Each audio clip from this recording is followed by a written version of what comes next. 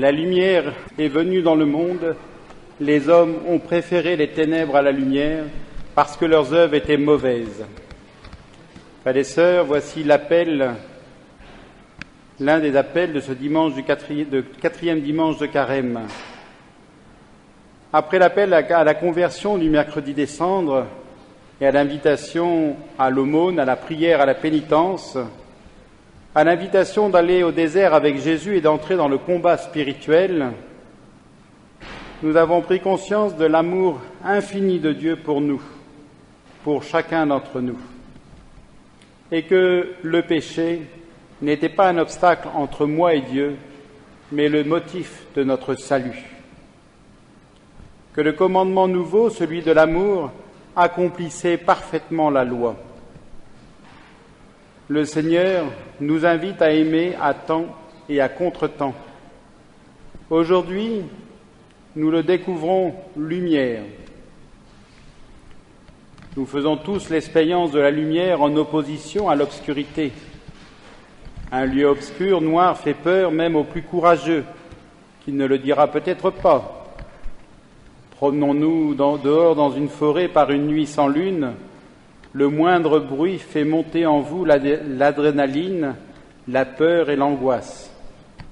Alors qu'en plein jour, lorsque le soleil brille, tout semble beau et à portée de main. On comprend les choses qui nous entourent.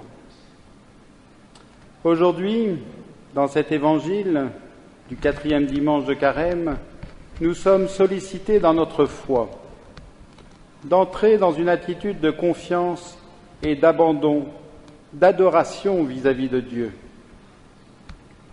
Ce serpent de bronze qui fut élevé dans le désert par Moïse et qui guérissait tous ceux qui le regardaient, cela peut nous sembler étrange, anachronique.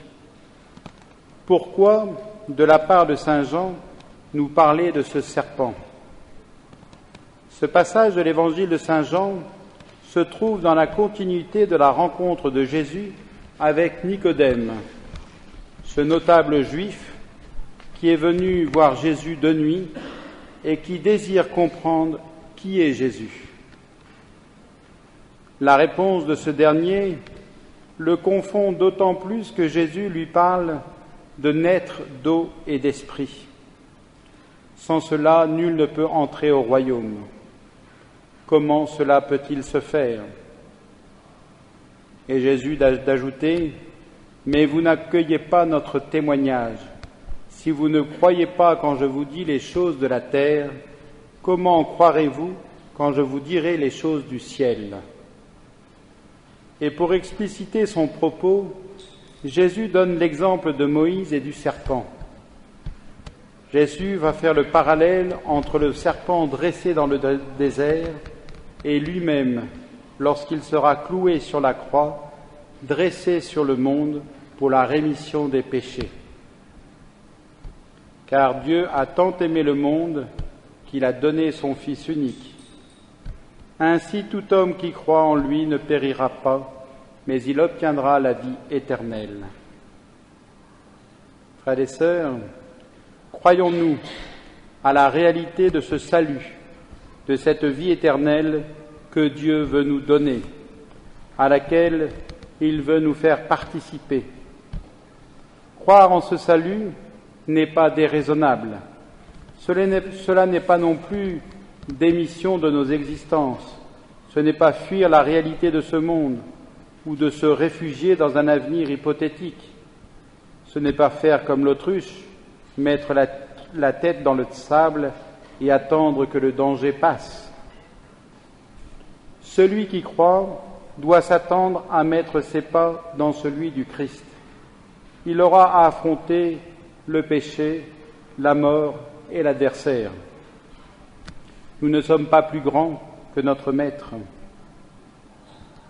Ce qu'il a vécu, nous sommes appelés à le vivre aussi, chacun à sa mesure. Mais celui en qui nous croyons a déjà remporté la victoire et il nous a promis son aide.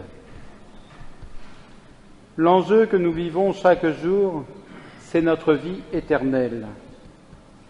Croyons-nous que Jésus est le Fils de Dieu qu'il a vaincu la mort et qu'il est ressuscité, qu'il nous a ouvert les portes du paradis.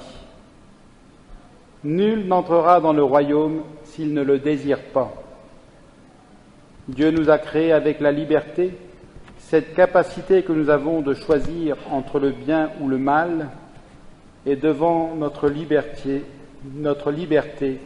Dieu ne peut rien, il est désarmé.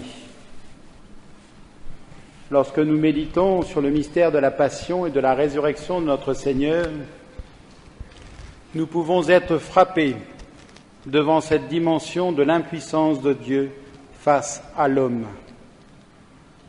Dans les évangiles, lorsque Jésus guérit, il ne le fait jamais en violant la liberté de celui qui est en face de lui, mais toujours, il attend de l'autre une adhésion et une coopération de la volonté de l'autre à sa guérison. Sur la croix, Jésus est élevé de terre et sa position symbolise la plus extrême impuissance. Et pourtant, c'est là qu'il nous sauve, qu'il nous donne sa lumière qui resplendira et naîtra à la résurrection. Si nous ouvrons nos cœurs et entrons dans le mystère de la croix, alors la foi pourra prendre racine en nous. Car le Christ est la vie et il la donne à tous ceux qui croient en lui. Saint Augustin nous aide à entrer dans ce mystère, dans ce passage de son commentaire de l'évangile de Saint Jean. Le Christ est la vie, et pourtant il est mis en croix. Le Christ est la vie, et pourtant il est mort. Mais dans la mort du Christ, la mort est morte. En mourant, la vie a tué la mort. La plénitude de la vie a englouti la mort.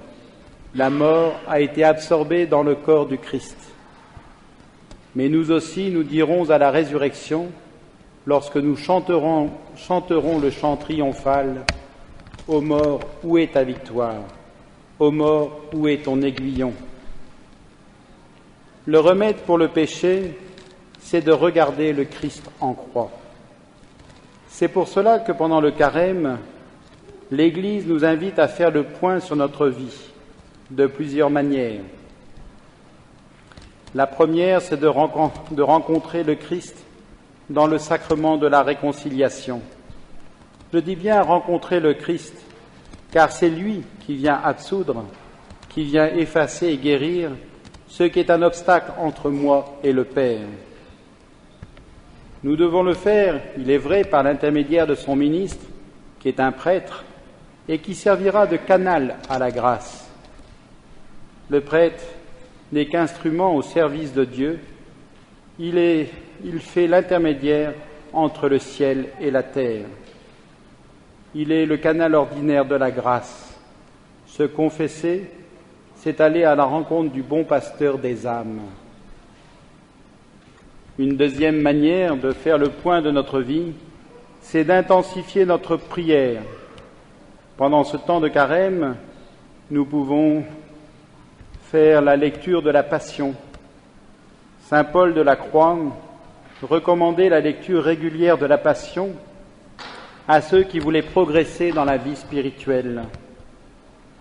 Dans le récit de la Passion, l'âme découvre l'immense amour du Fils pour l'homme et combien le péché empêche l'âme de s'élever, de rentrer dans la réalité de la vie spirituelle à laquelle nous sommes appelés. Et les chrétiens ont bien compris les bienfaits qu'il y a dans la méditation de la Passion, notamment dans la pratique du chemin de croix. Ce dernier bienfait, avec attention et désir de se pénétrer des sentiments de notre Seigneur, est profitable à l'âme. Notre salut, frères et sœurs, est un mystère d'amour. Ce n'est qu'une histoire d'amour entre l'homme et Dieu, et surtout entre Dieu et l'homme. Il n'y a rien d'autre. Lorsqu'on est amoureux, les paroles sont superflues, les actes parlent d'eux-mêmes, et le seul fait d'être avec l'autre, de le savoir là, est suffisant à notre bonheur. Dieu est là, il se donne à nous, il est avec nous. Amen.